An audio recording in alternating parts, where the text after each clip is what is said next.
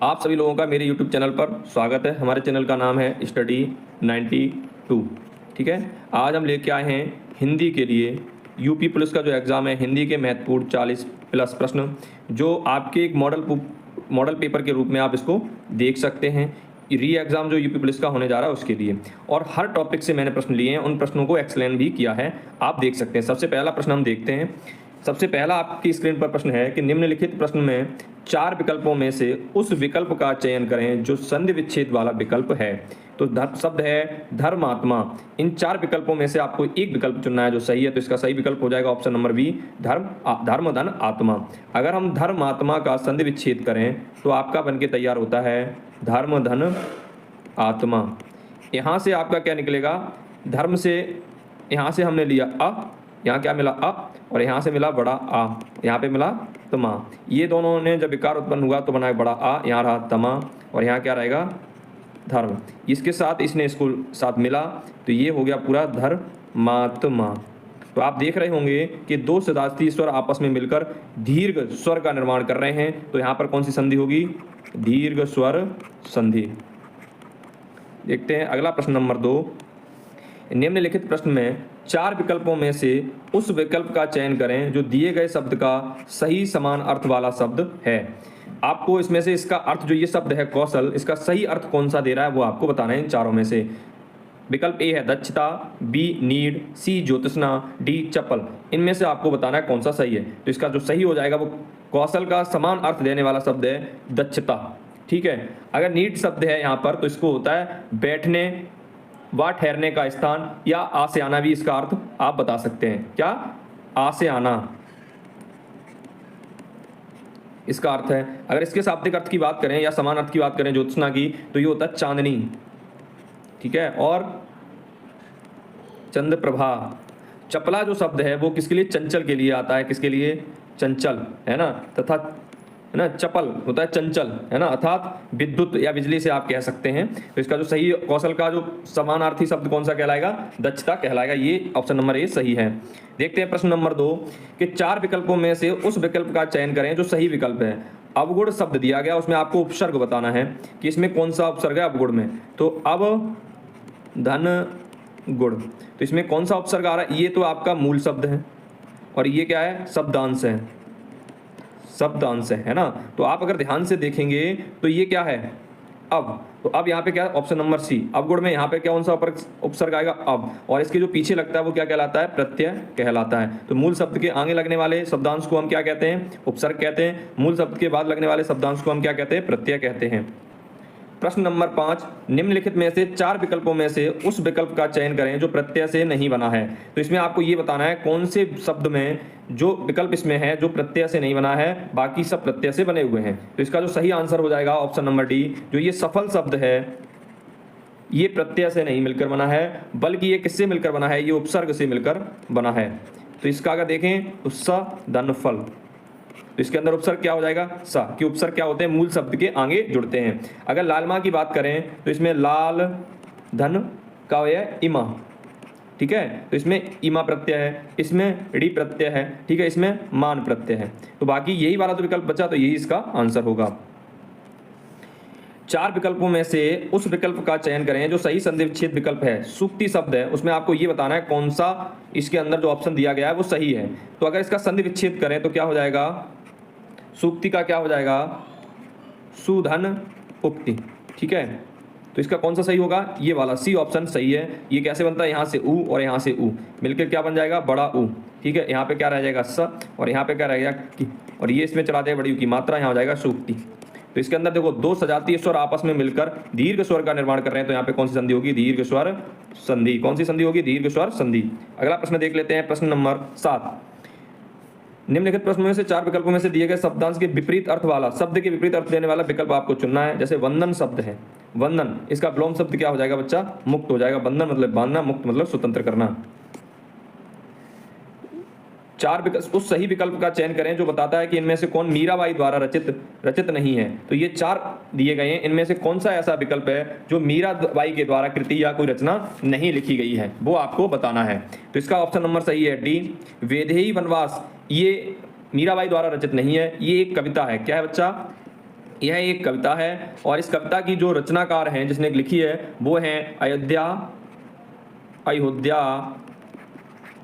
सिंह उपाध्याय जी हैं। अगर अयोध्या सिंह उपाध्याय जी की कुल अन्य और भी रचनाएं अगर देखें तो वो आपकी हो सकती है ठेठ हिंदी का ठाठ, इसकी जो प्रमुख रचना है ठेठ हिंदी का ठाठ, ये कई बार पूछी जा चुकी रचना है। दूसरी है प्रिय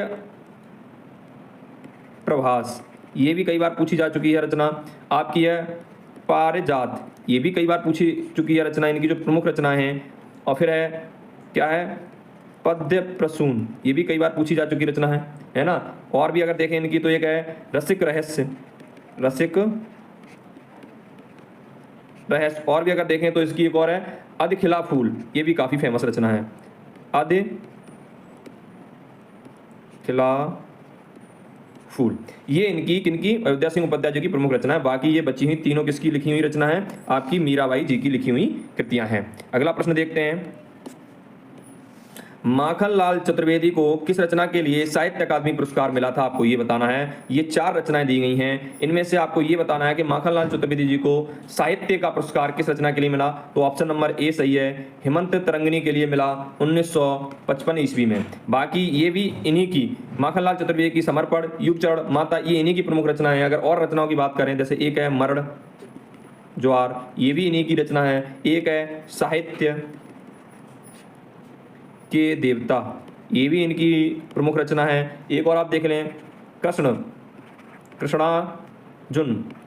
कृष्णार्जुन युद्ध, ये भी इन्हीं की प्रमुख रचना है, किनकी, माखनलाल चतुर्वेदी की। देखते हैं प्रश्न नंबर 10, इसमें सही विकल्प आपको चुनना है और बताना है कि अलंकार कौन सा है। भिखारिन को देखकर पट देत बार बार, आपको ये बताना है। तो इसके अंदर कौन सा अलंकार है, श्लेष अलंकार है। यहाँ पर जो पट शब्द दिया गया, इसके 2 अर्थ हैं। वो कहना ये चाह रहा है कि कोई व्यक्ति था तो उसके गेट पर कौन आया, भिखारिन जब आई तो उसने क्या किया, उसको कपड़े दिए, कई बार कपड़े दिए। और दूसरा अर्थ हो जाएगा यहाँ पर कि जब भिखारिन कोई मांगने के लिए आया तो उसने क्या किया, पट का मतलब होता है किवाड़ लगा दिए, बार उसने क्या कर दिए, किवाड़ बंद कर दिए। निम्नलिखित प्रश्नों में से 4 विकल्पों में से सही विकल्प का चयन करें। रेखांकित शब्दों के सही अव्यय भेद बताना है। सबने सबसे बुरा कहा लेकिन वह अच्छा बना, इसमें कौन सा मतलब कि अव्यय है, विस्मय बोधक अव्यय है, संबोधक अव्यय है, संबंध बोधक अव्यय है, समुच्चय बोधक अव्यय या क्रिया विशेषण अव्यय, आपको ये बताना है। तो देखो अव्यय होता क्या है, दो वाक्यों को परस्पर जोड़ने वाले शब्द समुच्चय बोधक अवयव अव्यय कहे जाते हैं। अगर एग्जाम्पल की बात करें तो जैसे पहला ही एग्जाम्पल है लेकिन, दूसरा है आपका चूंकि, किंतु, और आपका हो जाएगा परंतु। तो समझ गए होंगे इसका आंसर क्या है। लेकिन यहाँ पे कौन सा है, समुच्चय बोधक अव्यय है। अगला प्रश्न देखते हैं, प्रश्न नंबर 12 है। 4 विकल्प दिए गए हैं, सही विकल्प का अशुद्ध वाक्य के शुद्ध रूप का आपको बताना है सबसे अच्छा विकल्प कौन सा है। विद्यालय में बाएं बड़ा सा मैदान है, विद्यालय के बाएं बड़ा सा मैदान है, विद्यालय के बाएं, ये कोई अर्थ नहीं लगा यहाँ पे, ये गलत है। विद्यालय की बाईं ओर बड़ा सा मैदान है, विद्यालय में बड़ा सा मैदान है, ये भी क्लियर नहीं हो पा रहा है कि इसका ही शुद्धतम रूप लिखना है। विद्यालय के बाएं बड़ा भाग है, ये भी नहीं। तो कौन सा विकल्प सही हो जाएगा, शुद्ध वाक्य कौन सा है, बी नंबर, विद्यालय की बाईं ओर बड़ा सा मैदान है, यही विकल्प ऑप्शन नंबर बी सही है। 4 विकल्पों में से सही विकल्प का चयन करें। जहाँ छंद के सभी चरण समान होते हैं, क्या होते हैं, समान होते हैं, उसे क्या कहा जाता है, उसे सममात्रिक छंद कहा जाता है या अर्धमात्रिक छंद कहा जाता है, विषम मात्रिक छंद कहा जाता है या मात्रिक छंद कहा जाता है। तो जहां छंद के सभी चरण समान होते हैं वहां सममात्रिक छंद होता है। कौन सा होता है, सममात्रिक छंद होता है। देखते हैं प्रश्न नंबर 14 कि घाट घाट का पानी पीना, ये मुहावरे का आपको अर्थ बताना है। प्यास बुझाना, खुशी मनाना, लज्जित होना, बहुत अनुभवी होना। तो इसका सही विकल्प हो जाएगा बहुत अनुभवी होना। घाट घाट का पानी पीने का मतलब होता है बहुत अनुभवी होना। अगला प्रश्न, निम्नलिखित में 4 विकल्पों में से सही विकल्प का चयन करें जो बताता है कि जहां किसी हानि के कारण शोक भाव उपस्थित होता है वहां किस भाव की उपस्थिति रहती है, हास्य, वीर, वात्सल्य या करुण। तो इसके अंदर कौन सा करुण रस रहता है। जहां पर किसकी हानि या शोक की बात कही जाए वहां कौन सा रस होगा, करुण रस। 4 विकल्पों में से सही विकल्प का चयन करें। निर्देशानुसार वाक्य परिवर्तन वाला सही विकल्प है राधा स्कूटी चला रही है। इसमें भाववाच्य में आपको परिवर्तन करना है। राधा से स्कूटी चलाई जाती है, राधा से स्कूटी चलती है, राधा स्कूटी चलाई, स्कूटी धारा चलाई। ये क्या मतलब धारा, ये तो पहले से ही गलत है। तो इसका जो सही आंसर हो जाएगा ऑप्शन नंबर ए, राधा से स्कूटी चलाई जाती है, तो यह भाववाच्य में परिवर्तित है। अगला प्रश्न देखते हैं, कौन सा विकल्प उद्धरण चिन्ह का है। तो इसमें उद्धरण चिन्ह किसमें लगा है, देखो यहाँ पर ये आपका उद्धरण चिन्ह लगा हुआ है, यही विकल्प सही है। पद्म श्री, श्रीमती, सायमा, चौना, यही विकल्प सही है। माने ये देखो यहाँ पर योजक चिन्ह लगा हुआ है, यहाँ पर संबोधक चिन्ह लगा है, यहाँ प्रश्नवाचक चिन्ह लगा है। ठीक है। प्रश्न नंबर 18, सही समास आपको बताना है, समास विग्रह करना है। समझ चक्रधर में किसका, ये चक्रधर जो शब्द है इसका सही समास विग्रह कौन सा है वो आपको बताना है। चक्र है धर जिसके, ये नहीं है। चक्र है धर में जिसके, ये भी नहीं है। चक्र धारण किया है जिसने, अर्थात विष्णु जी, यही इसका सही आंसर है। और ये लास्ट वाला भी गलत है। तो चक्रधर का समास विग्रह क्या होगा, चक्र धारण किया है जिसने।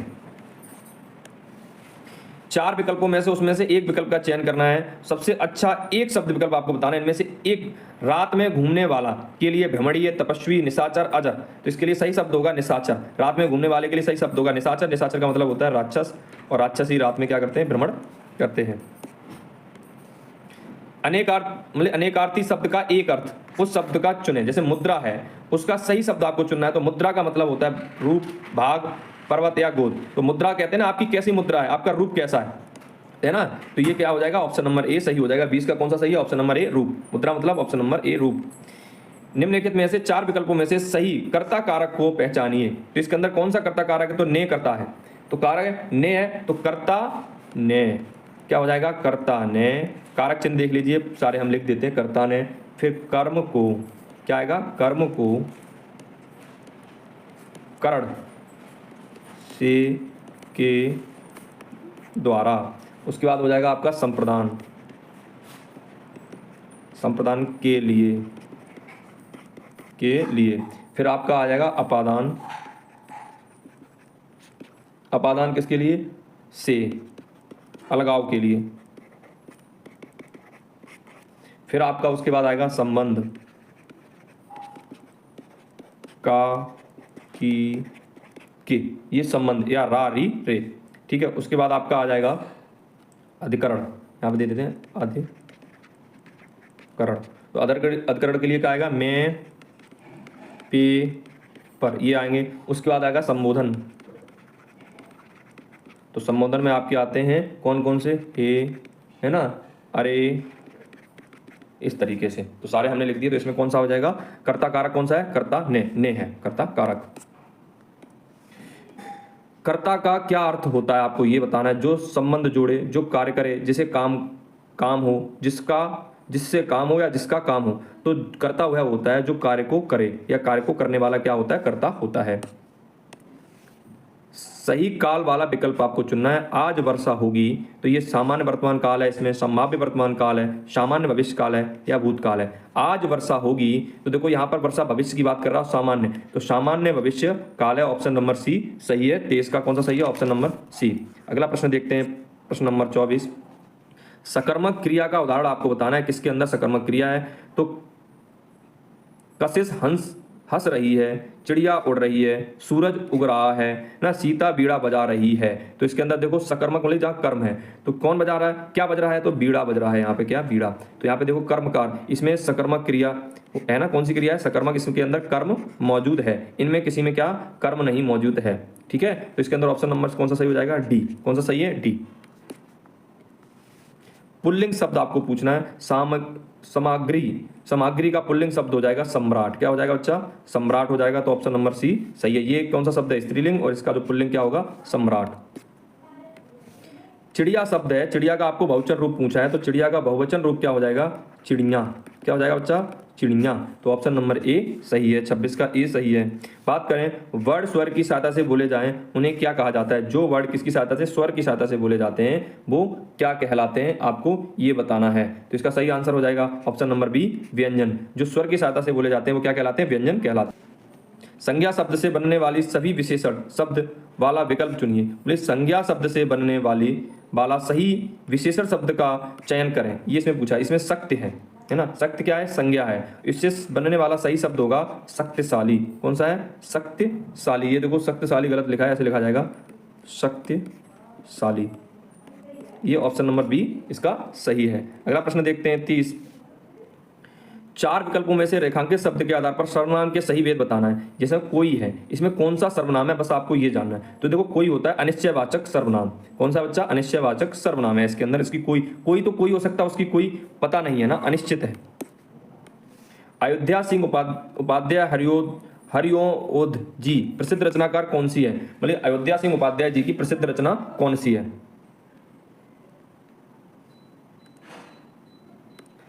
अयोध्या सिंह उपाध्याय जी की प्रसिद्ध रचना कौन सी है, वो आपको बतानी है। झरना है, प्रिय प्रवास है, प्रेम प्रलाप है, या फिर है आपका अंधा युग। तो इसके लिए कौन सा है बच्चा, इसका है ऑप्शन नंबर बी सही है, प्रिय प्रवास अयोध्या सिंह उपाध्याय जी की रचना है। फिर आपकी अगर झरना की बात करें तो ये जयशंकर प्रसाद जी की रचना है। किसकी, जयशंकर प्रसाद सी की रचनाएं हैं। अगर जयशंकर प्रसाद की और भी देखें प्रमुख रचना, तो जैसे आपकी एक तितली है, और अगर और देखें तो कंकाल है। फिर अगर दूसरी बात करें तो आंधी है, ये फेमस है, ठीक है। फिर है चंद्रगुप्त। फिर अगर और भी देखें इसकी तो एक लहर है ना, कानन है, ये इनकी क्या है, प्रमुख रचना है। कामायनी है ना। और अगर देखें तो आंसू है, ये किसकी, जयशंकर प्रसाद की। अगर अंधा युग की बात करें तो अंधा युग किसने लिखी है, धर्मवीर भारती की रचना है। अगला प्रश्न देखते हैं। चार विकल्पों में से सही विकल्प का चयन करें। फणीश्वर नाथ रेणुका द्वारा रचित उपन्यास आपको बताना है। कौन सा इनके द्वारा लिखित उपन्यास है, वो आपको बताना है। तो कौन सा है, ऑप्शन नंबर बी सही है, मैला आंचल इसके द्वारा फडणवीस जी के द्वारा लिखित क्या है आपका ये उपन्यास है। फिर जो मधुशाला है वो हरिवंश राय बच्चन के द्वारा लिखी गई है। और ये मृगनयनी है वो वृंदावन